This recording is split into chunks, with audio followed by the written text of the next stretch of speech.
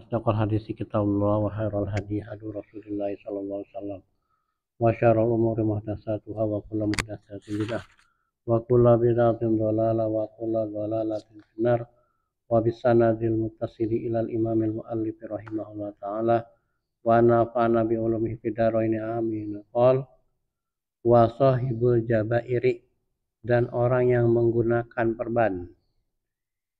Jam'u jabirah bi fathil jimi. Jabair itu jama dari jabiroh bi fathil jimi dengan fathah jim. Wahya akhsyabun au qasbun tusawa utasada ala maudhi'il kasri liyatalahama, ya.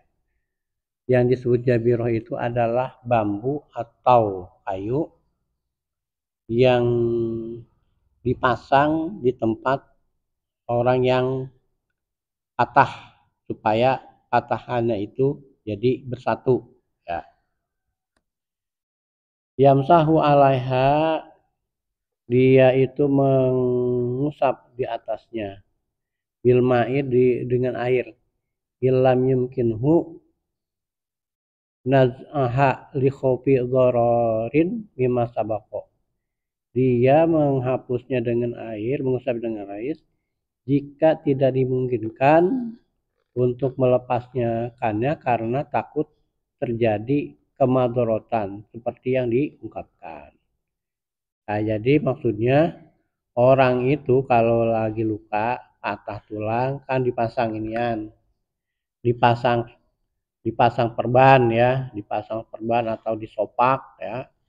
Nah, bagaimana dia kalau wudhu? Maka kalau wudhu dia itu cukup, nggak perlu dia bongkar, nggak perlu dia lepas itu perbannya, cukup dengan diusap saja, ya, diusap saja, bukan diguyurin air, ya, nggak perlu diguyurin air. Kalau diguyurin air kan jadi basah.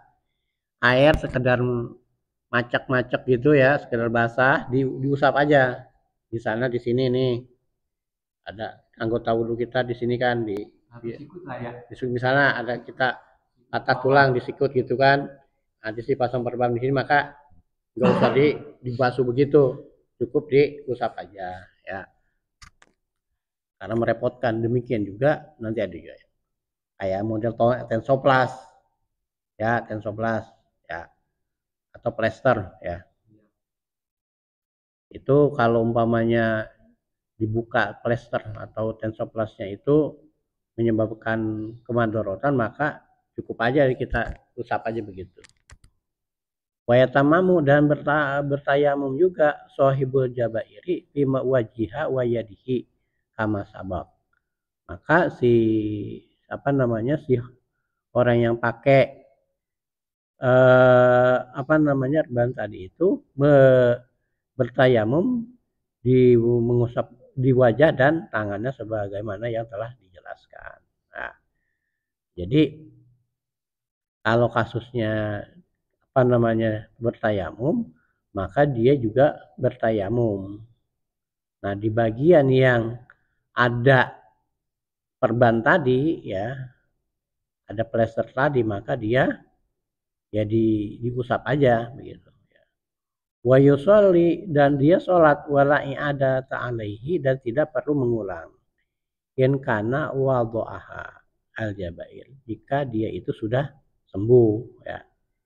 Jadi kalau tadi ada orang yang udah luka, yang luka tadi, yang patah tulang tadi, dia itu wudhunya tidak sempurna karena hanya diusapkan saja, maka dia itu tidak perlu mengulang sholatnya lagi ketika dia udah sembuh, ya, karena itu dianggap udah sah.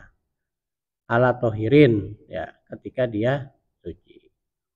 Wa kana fi ghairi a'dha'i tayammumi, dan adalah dalam anggota selain anggota tayamum. Wa kana fi ghairi a'dha'i tayammumi, dan hal itu terjadi pada selain anggota tayamum. Wa illa a'adu, maka jika dia itu selain di anggota wudhu, di anggota tayamum, maka dia mengulang. Hadza ma qalahun Nawawi. Maka ini adalah perkataan Imam Nawawi Firdaus dalam kitab Raudhah. Lakinnahu tetapi qala fil majmu'i, Imam Nawawi berkata dalam kitab Al-Majmu' inna itlaqal jumhuriyah tadi adamul farqi.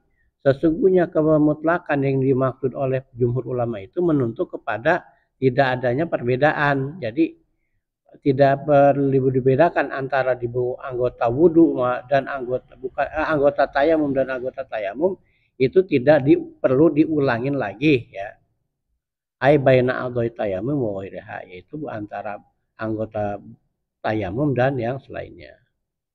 Wa yustaratu fil jabirah, dan disyaratkan dalam hal menggunakan perban itu ala tatakhiza minas sohihi, dan tidaklah dia mengambil bagian yang sehat. Ilama ba'da minhu lil istimsaki, kecuali labudda minhu, diharuskan hal itu lil istimsaki, untuk memegang, untuk menguatkan, walisauki wal insobati, dan demikian juga untuk kasus menggunakan kapas atau menggunakan sopak ya. Jadi maksudnya ini kaitannya dengan urusan penggunaan alat-alat bantu kita sebutnya alat bantu atau apa nih? Alat-alat penyembuhan ya. Ya, baik dia itu perban, baik dia itu plester, dan juga sopak ya. Jip juga termasuk jip ya.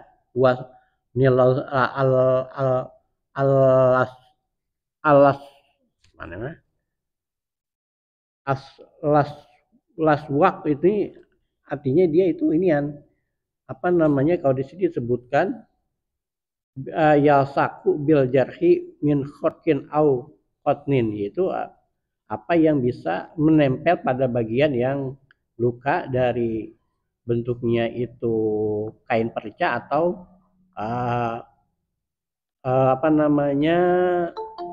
kapas. Ya, jadi semua itu yang menempel pada bagian-bagian yang luka atau patah itu perlakuannya seperti tadi ya. Dan dia itu di sini disebutkan hanya dia itu bagian yang ditutup itu tidak mengambil bagian yang sehat, kecuali kalau bagian yang sehat itu bisa menguatkan, ditujukan untuk menguatkan. Misalnya begini, nih, misalnya di sini kan kita lukanya di sebelah sini kan gitu ya, di sebelah sininya ada gitu kan. Nah, gitu kan nih. Ini maka yang diperban itu atau yang ditutup itu hanya bagian yang luka saja. Itu sebenarnya ya.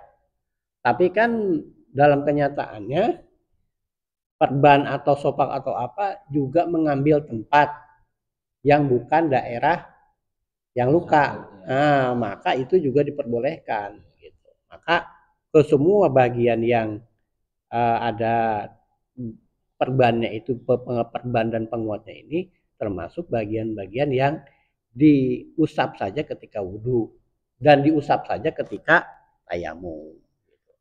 Dan menurut penjelasan ini, bagaimana gitu orang yang wudhunya dengan orang yang sholat dengan kondisi wudhu yang tidak sempurna. Nah, di sini disebutkan bahwa sholat tersebut tidak perlu diulang, ya, tidak perlu diulang, ya, ketika dia sudah pada kondisi normal. Ya. Ini maksudnya untuk menjelaskan ada kasus begini, Mas Baryono. Kalau kita sholat dalam kondisi katakanlah darurat, ya, kita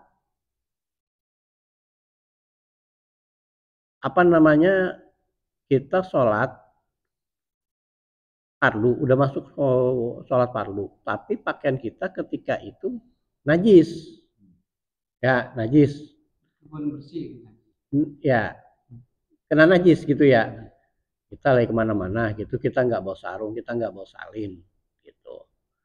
Nah, waktu masuklah waktu sholat, bagaimana kita waktu itu?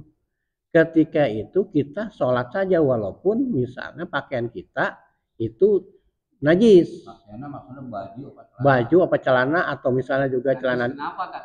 Ya, ya misalnya gitu ya. Pokoknya kena najis lah apa celana dalam kita gitu ya. Dan kita nggak punya salin ketika itu dan kita dalam perjalanan lah misalnya begitu. Maka perjalanan yang tidak belum memenuhi syarat untuk dilakukan sholat inian jamak dan qashar ya, masih di dalam kota lah. Nah waktu itu ya, kita harus sholat jamaah ya jamaah gitu kan, nggak apa-apa, kita sholat aja gitu ya, kita sholat aja ketika itu. Maka nah ketika kita sampai di rumah itu kita iadah sholatnya, sholat lagi gitu ya. Udah terlambat gitu ya. Iya, udah terlambat. Misalnya kita tadi kan begini. Sebenarnya ketika ada panggilan azan apa dengan sholat, masuk waktu sholat azan, itu kan seharusnya kita menyegerakan. Nah, kita jangan pada pakai alasan, wah pakaian saya nih najis dan sebagainya, kotor, najis dan sebagainya. Nah, dalam kondisi itu kita tetap harus memaksakan untuk sholat. Kalau kotor nggak apa-apa, jangan najis. Iya, najis nih kita ceritanya najis. Nah, kita sholat aja. Dalam kondisi kita pakaian kita ada najisnya, kita sholat aja. Nah, udah dah tuh. Nah, ketika kita sampai di rumah, maka sholat tersebut kita ulangi. Kenapa? Karena sholat yang tadi hanya untuk menghormati waktu sholat. Kalau bicara sah, tidak sah. Begitu ya. Itu sebagai perbandingan ya. Hah? Ya kalau masalah pahala itu urusan Allah deh. Yang penting kan kita namanya segera menyegerakan untuk sholat. Gitu. Soal lagi kalau masih ada waktunya, kalau belum ada, nggak masalah, nggak apa-apa. Kita tetap kita ulangi sholat. Gitu. Kita jauh dari rumah nih. Jangan sampai ada alasan ketika waktu masuk sholat kita nanti aja tuh sholat, nanti aja karena ini pakaian saya nggak suci, pakaian saya najis, nggak bisa. Ya, kita tetap harus laksanakan ketika itu juga. Jamaah ya jamaah. Gitu. Begitu kita sampai rumah, kita ulangi lagi sholat kita, itu namanya i'adah sholat. Nah ini bandingannya, itu sebuah gambaran menjelaskan tentang di sini ada kasus di mana orang luka, ya orang habis patah tulang kan, kalau patah tulang kan sholatnya itu apa penyembuhannya kan gak sehari 2 hari, bisa jadi sampai sebulan gitu kan. Ketika itu dia wudhunya tidak sempurna, ya dia wudhunya tidak sempurna. Nah, dalam kasus seperti itu, dia cukup mengusapkan air di bagian apa namanya yang luka tadi di atas permukaan yang ada perbannya, menutup itu. Dan ini sholat yang dia laksanakan dengan wudhu yang tidak sempurna tidak perlu lagi diulangi ketika dia udah sembuh, dimana ketika dia udah bisa wudhu dengan sempurna, maksudnya begitu ya. Sebagai perbandingan ya, ada istilah i'adah sholat karena nanti juga ada qadha sholat. Nah, dimana kita ketahui bahwa qadha sholat itu kita lakukan ketika kita kelupaan atau ketiduran, Mas Baryono ya. Kita kebablasan waktu sholat gitu kan, bangun apa namanya tidur jam 11:30, bangun udah jam 4 ya, jam 4 ya. Nah berarti kan sholat zuhur kita kelewat, maka yang zuhur yang kita lewat ini kita laksanakan dengan niatnya qadha, bukan i'adah ya. Karena apa? Kalau i'adah itu tadinya kita lakukan tapi nggak sempurna. Kalau qadha itu kita tidak pernah lakukan, maka kita mengerjakannya di lain waktu, namanya qadha. Jamak beda ya? Kalau beda jamak beda lagi ya. Kemudian itu ya kasus yang lebih konkretnya lagi. Ini bagaimana kondisinya ketika orang di rumah sakit. Ya, di rumah sakit pakai impusan. Gitu. Pakai impusan. Apakah dia berwudu ataukah tayamum? Gitu. Kira-kira bagaimana? Kan kalau yang namanya di rumah sakit, Infus masih nempel. ya infus kan nempel di tangan dan sebagainya. Kalau dia masih bisa jalan, ya bawa infusnya ke tempat keran. Ke tempat keran, ya artinya Kalau gini. emang dia masih bisa jalan, Ya, kalau emang dia udah nggak bisa bangun, ada infus sana, ya saya ingat dia aja lah. ya. Jadi kasusnya kalau dalam kasus orang pakai apa namanya impusan, ini dilihat kondisi, ya. Kalau kondisinya dia masih memungkinkan untuk wudhu, ya dilaksanakan wudhu, ya. Kalau masih memungkinkan. Tapi kalau tidak memungkinkan, karena kan berwudhu itu tentu kan kita akan menggerak-gerakkan anggota badan kita, ya. Kalau sekiranya menyulitkan, ya, maka wudhu dalam kondisi normal tidak perlu kita lakukan, karena itu akan membahayakan, karena nanti gerakan-gerakan tangannya ini, gerakan anggota tubuh ini akan menyebabkan si jarumnya itu jadi bergeser-geser, ya kan begitu? Kalau bergeser-geser itu akan madorot kepada pasien.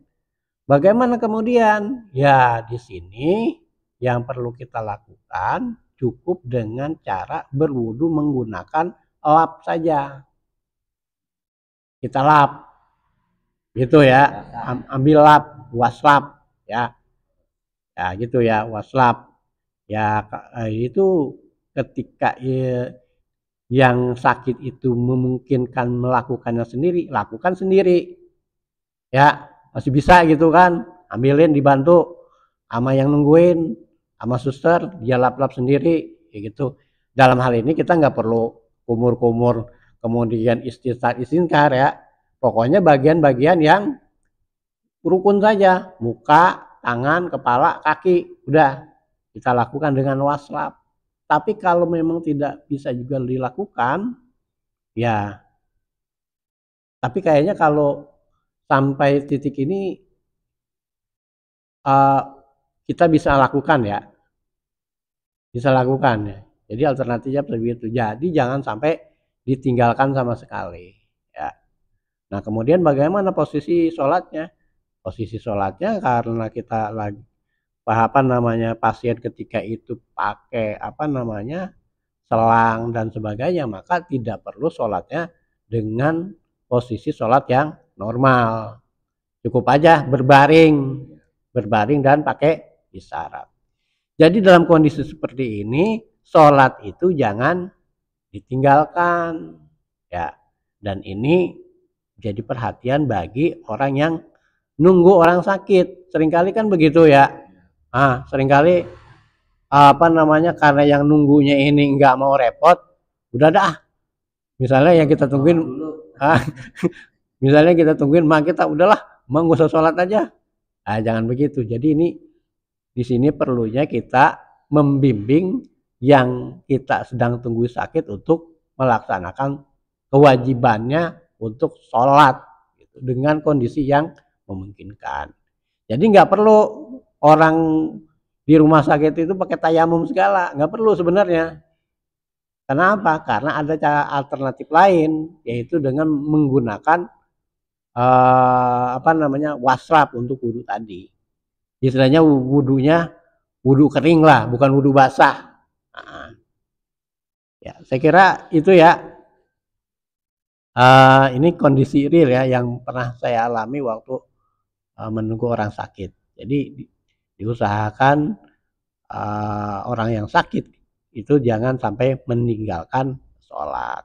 Kalau sampai meninggalkan sholat, yang jadi dia minta pertanggungjawabannya bukan cuma yang nggak sholat saja, tapi juga yang nungguin, kayak gitu ya. Saya kira itu. Barangkali ada tambahan keterangan dari Ustaz Suidat, dipersilakan.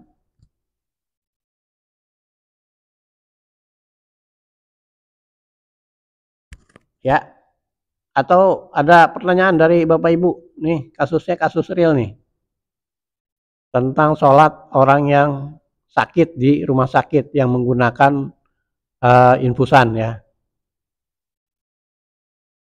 Ada pertanyaan? Ya, kalau tidak ada kita cukupkan. Wallahu a'lam bishawab. Subhanakallahumma wa bihamdika asyhadu an la ilaha illa anta astaghfiruka wa atubu ilaik. Billahi taufiq wal hidayah. Wassalamualaikum warahmatullahi wabarakatuh. Terima kasih Bapak Ibu yang sudah online. Saya undur dulu ya.